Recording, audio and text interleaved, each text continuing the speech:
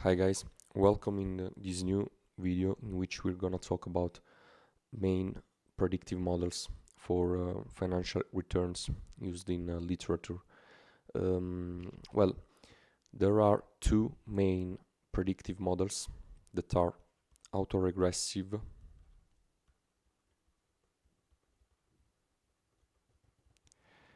and the moving average model. They are commonly indicated as, respectively, AR and MA, stand for autoregressive and moving average.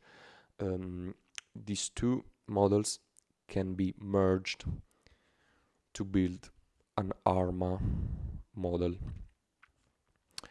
And when we need to differentiate our time series because it is not stationary, we can consider an ARIMA model. So this is the general form, the most general predictive model used in finance literature. So first of all, starting from the AR, we can say that this model is based on the idea that the value of a time series depends by past values. So for example, we have yt, it is the value of the process today. It depends by yt minus 1, yt minus 2, etc. So we can commonly indicate this type of process in this way. We use a as constant, c1 times yt minus 1, and ck yt minus k, and here obviously we have the stochastic component, the shock of the process. This is a generic AR process with k lags considered. So like I said, we are thinking that the value of the process depends by past values. And about the moving average model, here the idea is that the current value depends by the weighted average of past errors. So we have always the constant. In this case, we have theta 1 multiplied by the shock at times t minus 1. Using k lags, we can write a thing like this. Well, here we have obviously the error at time t. So it is a weighted average of the past shocks. So this model can be considered useful when the time series has a short-term correlation between forecast errors, while in the autoregressive model we can consider useful this model when there is an autocorrelation, so there is a correlation among returns over the time.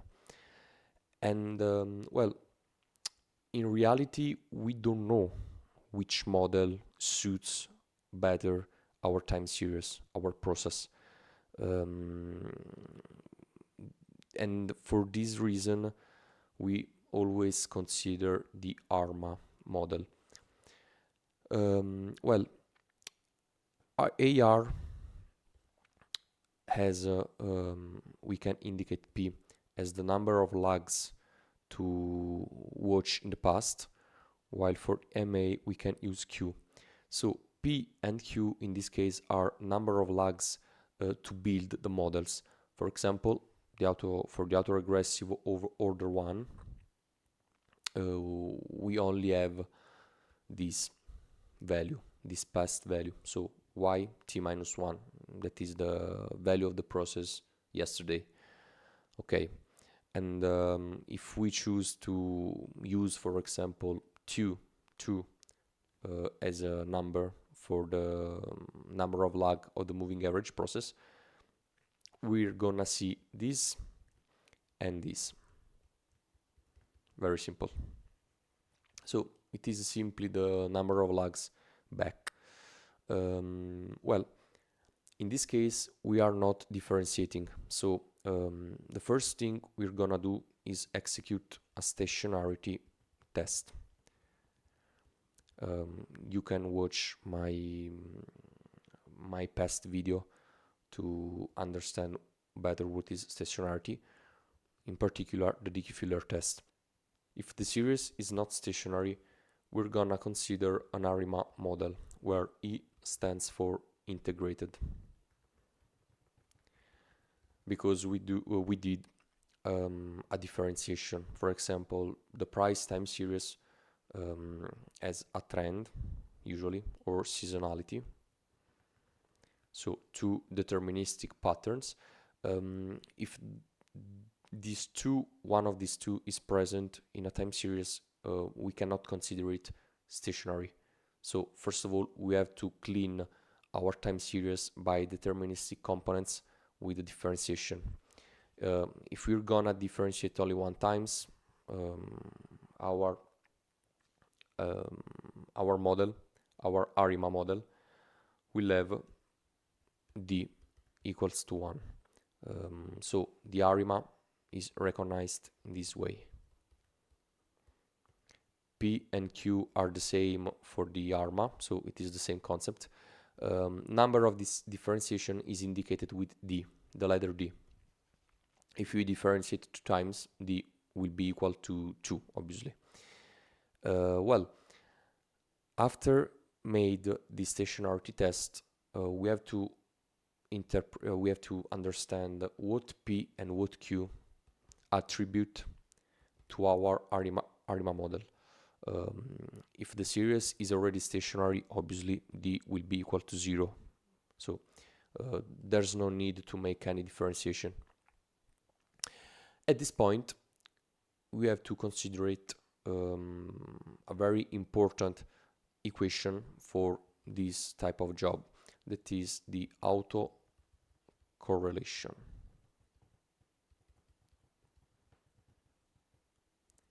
So the autocorrelation, first of all, has to be divided into 2 different types, and this differentiation, this division is very important to choose the right order of the process of the autoregressive and the moving average model. So we have the autocorrelation function and the partial autocorrelation function. There is a very important difference among these 2 types of autocorrelation. The first one, so the ACF, the autocorrelation function, considers direct and indirect effects. For example, we have YT, and we want to estimate the correlation with YT minus 3. So we are going 3 times back in the past. The autocorrelation functions consider the indirect effects of this on YT minus 2, the effect of YT minus 2 on YT minus 1, and the effect of this on the today value. The partial autocorrelation function instead makes another type of it's different, because it only analyzes the effect of YT minus 3 on YT, so it is only the direct effects counted. So from a mathematical viewpoint, they can be expressed as follows. For the autocorrelation functions, we can write this equation where K is the lag we are taking in consideration.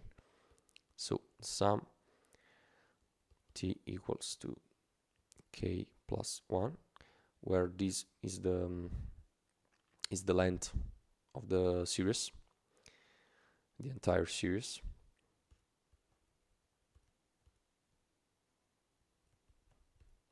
Where this is the average value of the time series. And this is divided by the sum of square of this yt minus average y.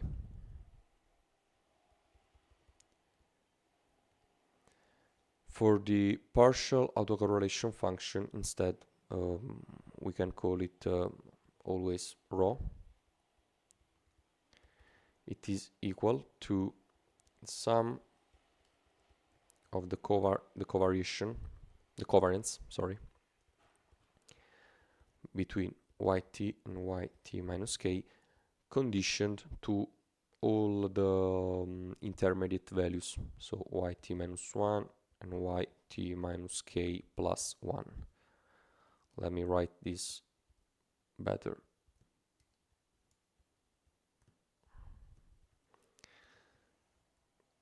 Under the equation, we have this.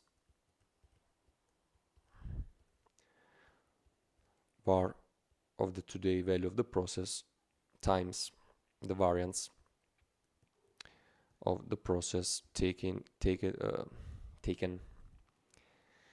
k lags ago. Once we understand this, we can understand why this is so important to choose the right order. So, for an autocorrelation function, for both in reality, we have things like this.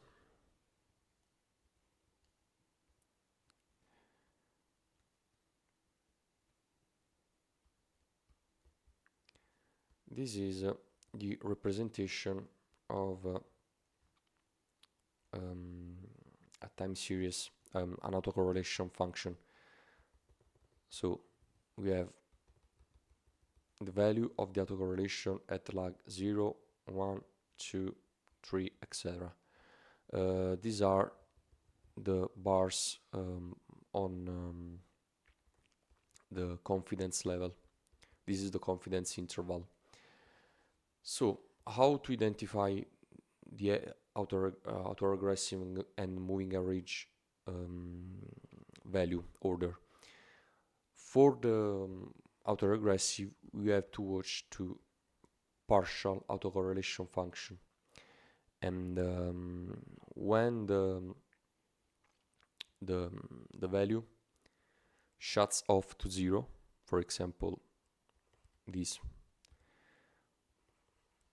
sharply shuts off to 0, the value at the third lag, we can affirm that our AR model has an order 3, so P is equal to 3. While for the moving average process, we just have to watch the total autocorrelation function, and it is the same type of speech. So when the autocorrelation sharply shuts off, that is the right order. So for example, we can think that sharply the autocorrelation goes to 0 here in 2, so we're gonna have a moving average of order 2, so Q is equal to 2. Well, in this way, it is a little bit difficult to trying to visualize the autocorrelation function, but in a next video I will realize a Python code to better understand. This is the value of the autocorrelation, and there are, for example, different types of tests we can execute on correlation, on the autocorrelation. But from a graphical viewpoint, this is very important to understand what order using. So for example, now we're gonna write a process like this. We have our constant, we have this, so yesterday value,